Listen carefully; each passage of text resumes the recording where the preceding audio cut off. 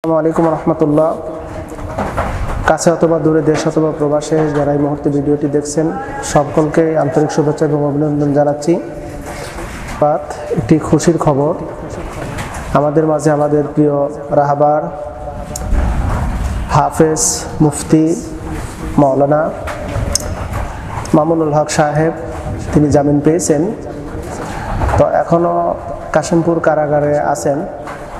তো আমরা আশাবাদী তিনি মুক্ত হয়ে যাবেন, তাকে মুক্ত করে দেওয়া হবে।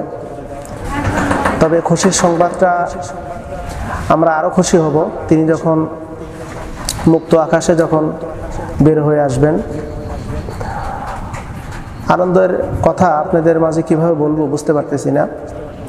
তবে আল্লামা মামুনুল হককে আমরা বলি বাংলার বাঘ, আসাদুল্লাহ, আল্লাহর বাঘ, আমরা তাকে উপাধি দিয়েছি। শুধু তাই নয়, বরং আল্লামা মামুনুল হক বাতিলের একটা আতঙ্ক।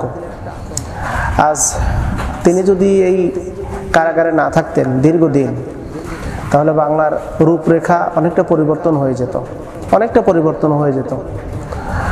আমরা আশাবাদী তিনি যেহেতু জামিন পেয়েছেন, অল্প সময়ের ভিতরে আমাদের মাঝে ফিরে আসবেন। আমরা তার জন্য দোয়া করি, আল্লাহ পাক তাকে যেন সহি সালামতে কারাগার থেকে বের হওয়ার তৌফিক দান করে। আর সেই সাথে আরও কিছু বিষয় আপনাদের মাঝে অবহিত করি। আমরা গুজব ছড়াবো না। আমরা অলরেডি দেখতে পাচ্ছি ফেসবুক লাইভে বা বিভিন্ন ফেসবুকের পোস্টের মাধ্যমে দেখতে পাচ্ছি যে আল্লামা মামুনুল হক মুক্তি পেয়েছে, তার এরকম ছবি টবি সহ গাড়ির ভিতরে উঠেছে ফুলের মালা সহ এরকম অনেক কিছু দিয়ে পোস্ট করা হয়েছে। জামিন হয়েছে আলহামদুলিল্লাহ, কিন্তু এখনো তাকে কারাগার থেকে বের করে দেওয়া হয়নি। তবে তার অপেক্ষায় হাজার হাজার তাওহীদি জনতা অপেক্ষা করতেছে। তারা কাশিমপুর কারাগারের গেটের সামনে অবস্থানরত আছে যে আল্লামা মামুনুল হক তিনি যখনই বের হবেন তাকে স্বাগতম জানিয়ে তাকে রিসিভ করা হবে। রিসিভ করার জন্য তাওহীদি জনতা অপেক্ষা করতেছে।